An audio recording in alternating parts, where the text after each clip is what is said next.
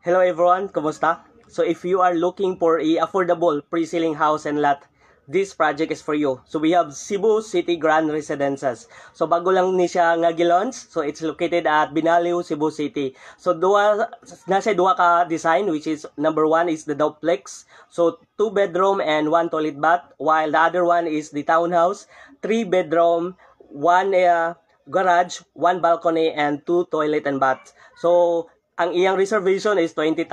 So iyang monthly equity for duplex is 20,000 for 24 months, and while ang townhouse is 25,000 for 24 months. And after that, ato na ilon sa Pag-ibig and bank financing. So inana siya kabarato. Ang TCP sa duplex is start at 2.2 million. Yes, you heard it right. So finished unit na ni siya. Na ni siya kitchen and nindot na gyud kayo siya guys, kay ang location niya Cebu City. Doon lagi ni siya